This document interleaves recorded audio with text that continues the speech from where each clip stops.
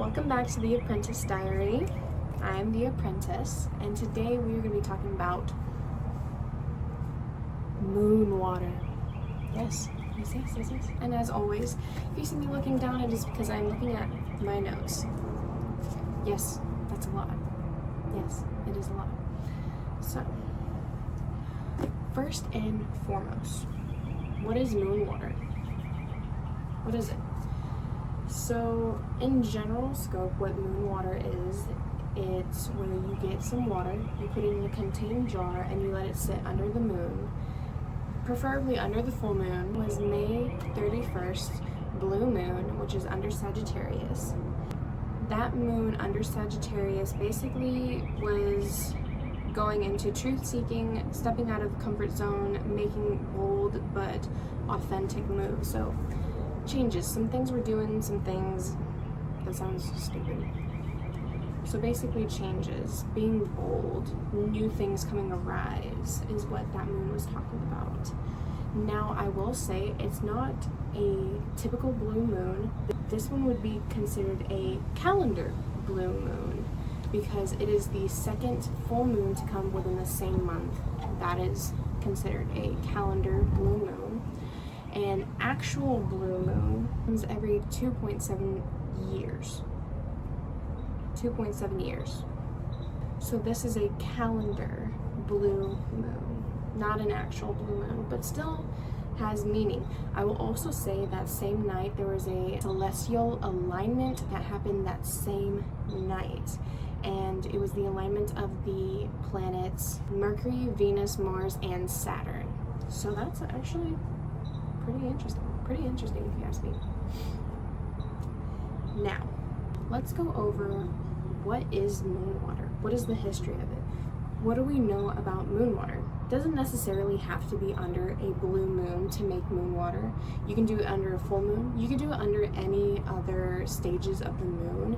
It just depends on what you're trying to get, what you're trying to go at. From what I've heard for new moons and other stages of the moon, other than full moon, you really need to know what you're doing. And from what I've heard, shadow work. If you're doing shadow work, you can pretty much do that with ease. I've never dabbed in shadow work, so I'm not really interested in going into those, maybe later down the road.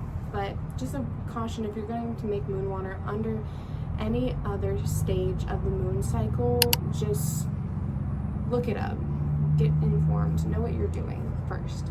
Now, what is moon water? So, not a lot is known about where moon water came from, which is weird, but I mean, it's witchcraft. They were burning people for witchcraft, so I imagine that they also burned grimoires, book, informations, and anything like that referring to it. So we could know stuff about it, we just don't have the history of it. But from what I've been able to gather is moon water originated in Mesopotamia, Egypt, and Sumerians because they worshipped lunar deities.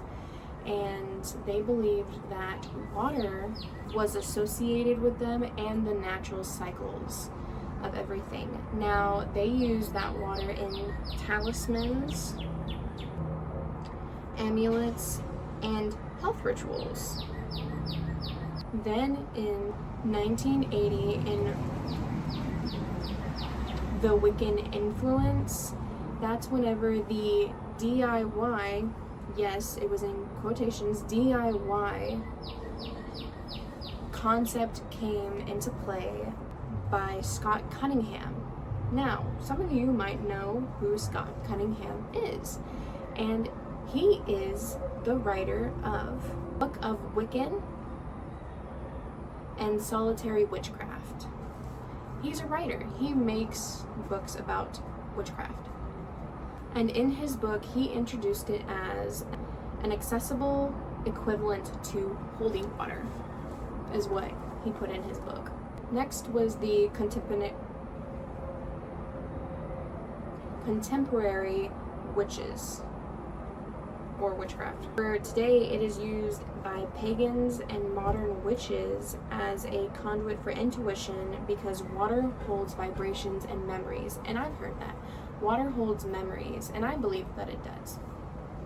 But I will say, when I was digging deeper into my research, it appears by others that moon water isn't a thing. I'm not saying that it's not a thing, but they don't know where it came from. They don't know where it originated from. They don't really know how it came to be. Like, how did moon water come to be? It doesn't help its case that there's really not much information to find out there about it, just how to make it. Now, if you look on Reddit, people ask, and people have actually said on there, witches find moon water to be silly. I really remember this being a thing. Some do say that they do use moonlight as like a cleansing for their tarot cards and gems and everything like that, and most believe that it's just an Instagram thing, that it was created on Instagram. So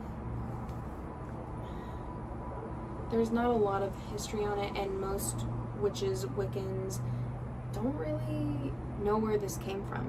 Now, in older history, from the article of Divine Warrior blog, I read what she wrote about moon water, and she did put that in Britain they have holy wells of sacred water where they believed spirits lived, and people would walk miles. They would make a journey to go to these wells, and they would bathe, drink, or take some to heal, to cleanse, to do all these things that we would use moon water as. But they would also leave trinkets behind as a thank you to the spirit. They would leave behind armor, they would leave behind food, they would leave behind wine. They would just leave things behind as a thank you and stuff like that. Now that was back in Neolithic times, where the Neolithicans, I think is how you say it, were around and everything. They would do that. Now also, I will say, they also did collect morning dew on the first morning of May before the sun rose. Women and children would go out to the fields and collect morning dew off of hedges, grass, and all that stuff, and they would wash their face with it, believing that it would heal blemishes, ease any sicknesses that they were having. Basically the same thing that we would use moon water for, and also bring luck to them. Henry VIII and Catherine of Aragon also collected morning dew in 1515. So there were also royalty that did this, and I want to say believed in this, so there has to be some truth in it.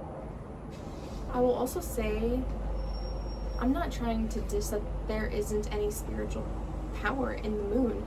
Look at how the moon affects our water, our tides. It does have effect on it. So you can't really diss moon water that much, but some do question the fact of if moon water is an actual thing. Now, they do use the moon's light to cleanse their crystals, their tarot cards, and all that stuff. The moon's light is believed to actually be spiritual and cleansing, but just the practice of moon water is a little iffy. Now, I will say, if you're going to make moon water and put a crystal in there, there is one gem, rock, crystal, whatever you want to call it, that you should not really put in the water, and that is selenite, and it's because it will dissolve in the water, unfortunately. Side rant, as I was doing my research, I found out that there is water on the moon. Did you know that? There's water on the moon. Astronauts from Apollo, they found significant amounts of water from polar ice that were believed to have come from ancient asteroids that had landed on the moon. And it's not like liquid water, it's more like, think of actual ice, think of like rock. They called them lunar rocks, and they actually brought back samples, but whenever they entered the Earth's atmosphere, it actually contaminated by the atmosphere. That was in 1970 from that Apollo mission. Then in 2010, researchers re-examined their samples and found beads of volcanic glass which contain water inside of them. There's water on the moon, you guys. And they're called lunar rocks. Did you know that? I didn't know that. Now we know that. I think that's pretty cool. The moon has been connected to the feminine aspect of God, the universe, spirit, nature, and ourselves. Within women, our cycles, not to get a little gross, but our cycles are lined up with the moon cycle. We're not like men. Men are more connected to the sun. Women are more connected to the moon with our cycles. And fun fact, there is a myth that has been going around that on a full moon, there are more babies born. When using the moon water, you are incorporating the moon's energy to you, which means whatever the moon cycle is will affect your moon water. Now, the benefits of moon water, at the very least, if nothing works and it's not really that powerful or you really don't get anything from it, you'll be hydrated if you drink it.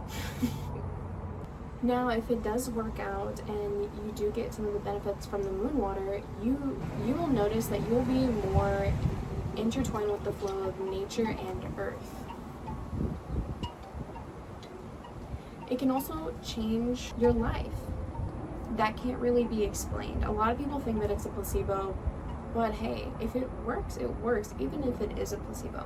You can also use moon water for scrying.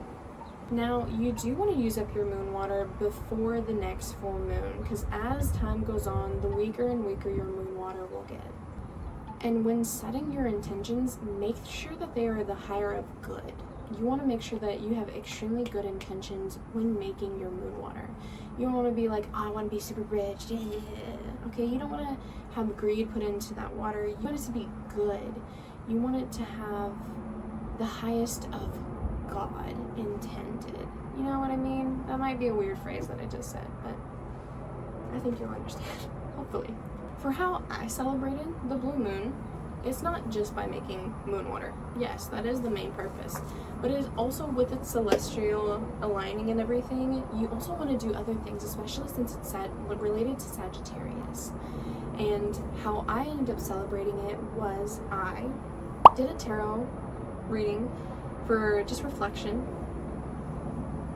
and to see what changes I need to make after that lunar cycle had concluded, just to see, because it's Sagittarius, it's new, it's changing.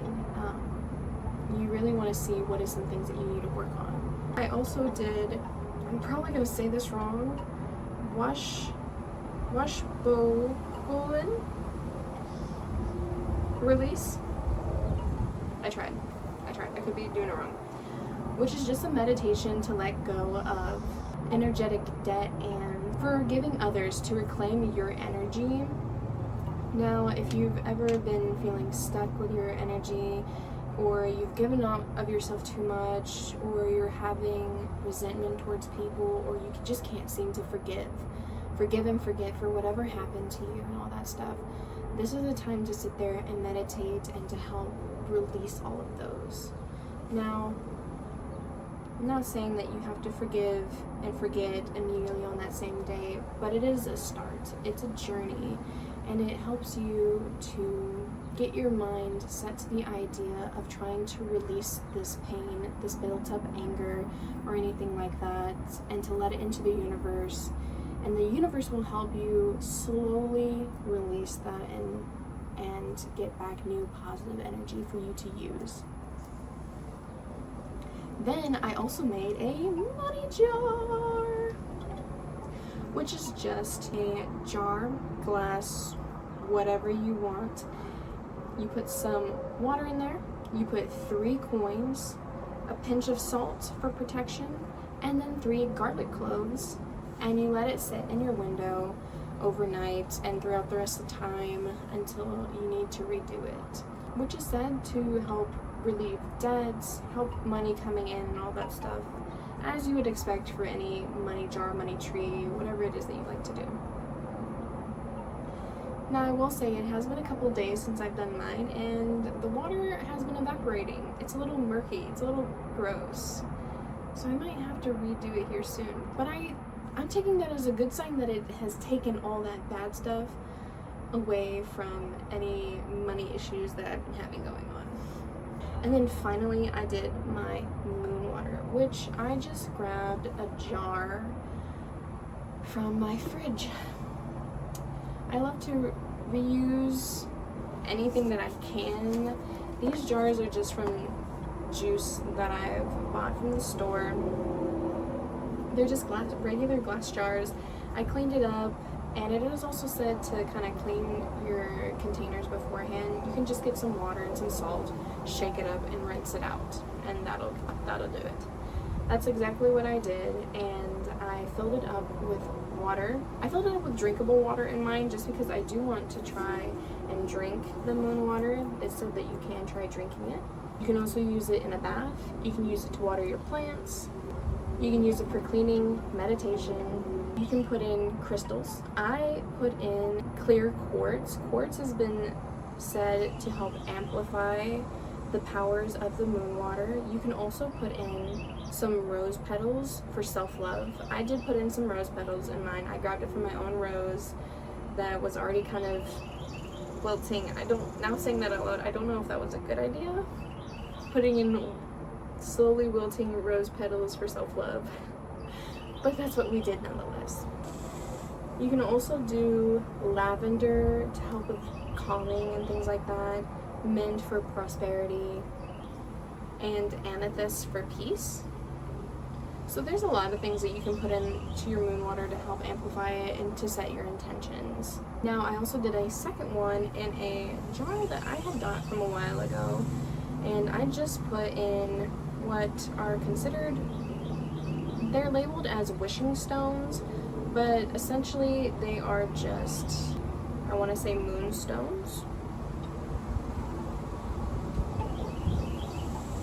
But basically I put them in there to help me manifest my dreams to come true, to help anything that I wish for to come true. Now, obviously, as always, if there's anything that I got mixed up, or if you have any more information on moon water, please let me know down in the comments.